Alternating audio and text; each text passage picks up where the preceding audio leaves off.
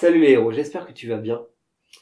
Aujourd'hui, je vais te donner une technique pour décupler ta volonté. C'est comme moi avant, tu manques de confiance, tu n'as aucune volonté et que tu es en permanence dans le doute.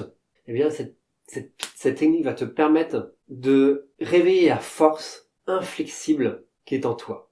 Mais juste avant, n'oublie pas de t'abonner et de liker si la vidéo t'apporte de la valeur.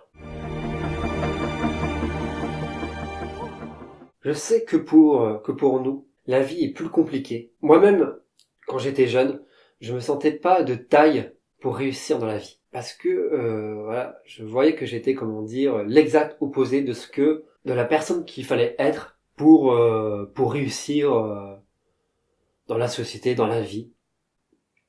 Voilà, une personne rêveur, sensible, timide, voilà, qui manque d'assurance. Surtout professionnellement parlant, ça va être difficile. Et c'est vrai que voilà, que je me demandais qu'est-ce que je foutais là, que l'avenir me terrifiait. Cependant, je me suis rappelé une phrase euh, d'un de mes mentors. Choisis bien ton champ de bataille avant d'enfourcher ton destrier. Cette phrase m'a tout de suite fait prendre conscience de savoir ce que l'on veut. Et nous, notre monde n'est pas celui que l'on nous montre, que l'on nous parle à longueur de temps, mais c'est celui qu'il est là en toi. C'est ton monde imaginaire.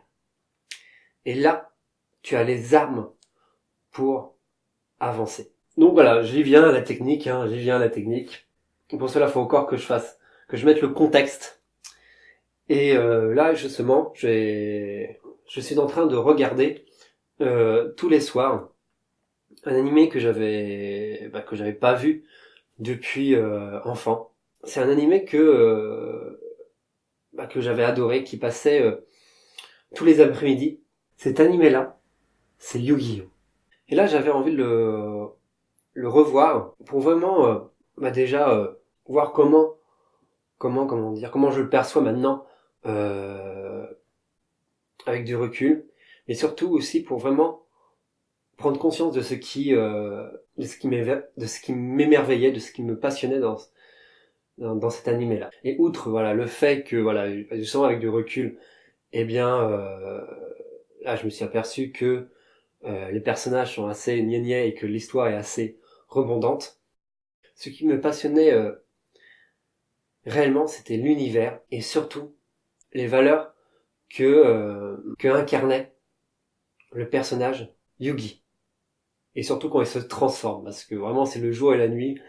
Voilà, il passe du mec voilà assez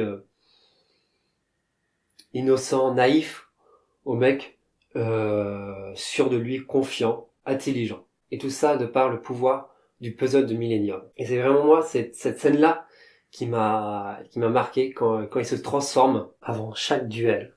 Son puzzle du Millennium lui permet d'incarner la meilleure version de lui-même. Il devient un héros qui a foi en ses idéaux. Et toi aussi tu peux faire pareil. Simplement, il te suffit de réunir les pièces de ton puzzle. Et les pièces de ton puzzle, ce sont tes croyances d'enfant.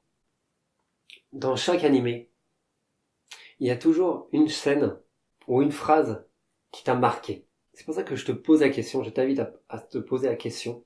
Quelles sont ces scènes ou ces phrases venant d'animés ou de livres ou de n'importe quel média qui t'ont marqué? C'est à toi de te les retrouver. Ils correspondent à tes croyances d'enfant. Voilà, c'est ta mission pour aujourd'hui. N'hésite pas à m'en dire des nouvelles et moi je te dis à la prochaine. Trop en tes rêves.